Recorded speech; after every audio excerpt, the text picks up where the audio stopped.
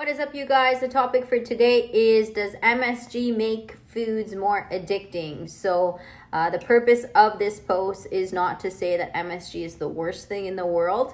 The science is kind of lacking / on both sides right now for this. However, I do want to explain what excitotoxins are and their impact on the body, so perhaps the consumer can make a more informed decision as to how much or how little MSG they wish to consume. So first off, what are excitotoxins? So excitotoxins are a non-essential amino acid that overstimulates our neuron receptors. They stimulate our taste buds, and they also create N-methyl deaspartate. This creates an overload of calcium into a neuron, which triggers a depolarization, which then creates an action potential. Stay with me. An action potential is the beginning of a nerve signal to do something. So an excitotoxin provides you that same stimulus and excitement minus the do something. I'll give you an example. So say you work out, right? We get excited, we get stimulated, we get that dopamine rush, and the action is working out. Now, with excitotoxins, which are MSGs are classified as excitotoxins, you get that same stimulus, you get that same excitement with very little action. The only action is consuming that food. Now combine that with hyperpalatability, which entices us to consume more, and we can fall into this vicious overconsumption loop that stimulates us incredibly. I'm going to give you an example of this sort of loop that I'm talking about, and it comes from the history of the Dorito chip, which is why they call it the Dorito effect. Arch West was the marketing VP for Frito-Lay's, and he essentially pitched the original Doritos to his board team, which resembled simply a tortilla chip. And guess what? They didn't like it. And back then, there wasn't so much going on with artificial flavoring or enhanced flavors, aka MSG. So the tortilla chip, or the Dorito back then, the first Dorito, was a fail.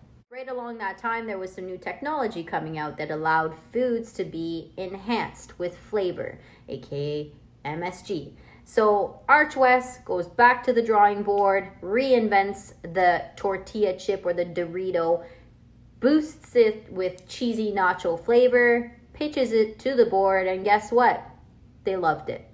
Now, this isn't science, but it's pretty darn interesting.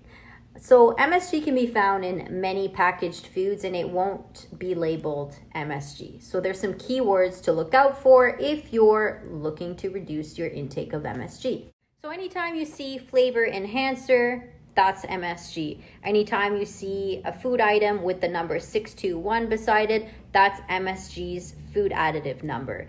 Any items that have yeast extract, glutamate, or anything ending in glutamate, as well as monosodium salt, any items starting with hydrolyzed, and unfortunately, natural flavors can also fall into this category. And why can natural flavors fall within this category? Well, because they can be altered up to 150 times. And this alteration can be done via MSG. Unfortunately, there's no labeling for non-MSG natural flavoring, so it can really be either or in this case. Where can MSG be found?